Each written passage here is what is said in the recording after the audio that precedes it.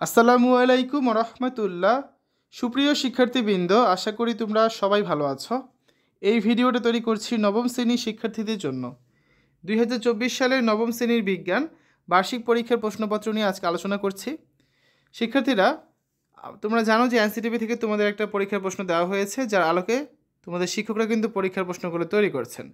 তো কমেন্টে প্লেলিস্টের লিঙ্ক দেওয়া থাকবে, তোমরা সেখান থেকে চাইলে ভিডিওগুলো দেখে নিতে পারবে। এছাড়া বেশ কিছু স্কুলের প্রশ্ন আমরা দেখেছি, সেই ভিডিওগুলো তোমরা আমাদের চ্যানেলে পেয়ে যাবে, যেগুলো কমেন্টে লিঙ্ক দেওয়া থাকবে। তো আজকে আমরা একটা স্কুলের প্রশ্ন নিয়ে আলোচনা করব। এটা Adamjee cantonment public school, Dhaka সেনানিবাসের অন্তর্গত। এই স্কুলটা নবম শ্রেণীর বিজ্ঞান বার্ষিক পরীক্ষার প্রশ্ন, যেটা আমরা ফেসবুক থেকে সংগ্রহ করেছি। তো প্রথমেই থাকবে 15 নভেম্বর বহু নির্বাচনী অংশ। এই 15টা বহু নির্বাচনী প্রশ্নের উত্তরগুলো তোমাদের খাতায় লিখতে হবে।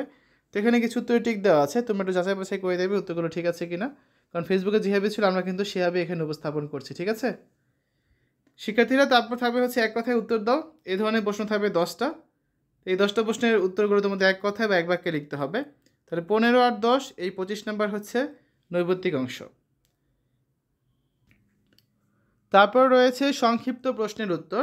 এখানে তোমাদের মোট 10টা প্রশ্ন থাকবে, প্রত্যেকটা 2 করে, টোটাল কত, 20 নাম্বার। তো এই 10টা প্রশ্নের সবগুলোর অ্যান্সার তোমাদের দিতে হবে।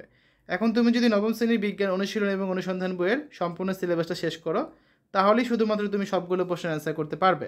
তা নয়তো কিন্তু সবগুলো অ্যান্সার করা সম্ভব নয়, কারণ এখানে কোনো অতিরিক্ত প্রশ্ন থাকছে না। এরপরে থাকবে দৃশ্যপটবিহীন রচনামূলক প্রশ্ন। মোট 5 সেট প্রশ্ন থাকবে, সেখান থেকে যে কোনো 3 সেট প্রশ্নের অ্যান্সার করতে হবে। তো তোমরা দেখো, এখানে যে প্রশ্নগুলো এসেছে প্রতিটা প্রশ্নই ইম্পর্টেন্ট, আবার এগুলোর মধ্যে নাম্বারিং ভাগ করা আছে। তো তোমাদের যে 3টা অ্যান্সার করতে হবে, প্রতিটা 5 করে, 3 5 মোট 15 নাম্বার থাকছে এখানে। সবার শেষে থাকছে দৃশ্যপট নির্ভর রচনামূলক প্রশ্ন।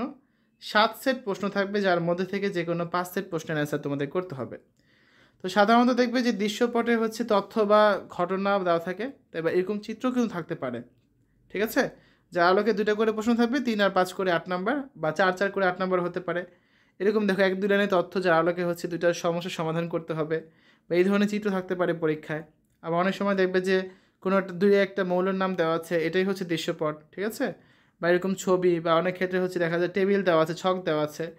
তো যাই হোক না কেন, তোমাদের কাজ এই যে দৃশ্যপটগুলো থাকবে, 7টা দৃশ্যপট, এগুলো ভালো করে আগে দেখতে হবে। এর মাঝে কী কী প্রশ্ন আছে সেগুলো তোমাকে ভাবতে হবে, তারপর তুমি কোন 5 সেট অ্যান্সার করবে সেটা তোমাকে আগে বাছাই করতে হবে, কারণ 2 সেট কিন্তু অতিরিক্ত প্রশ্ন এখানে থাকছে।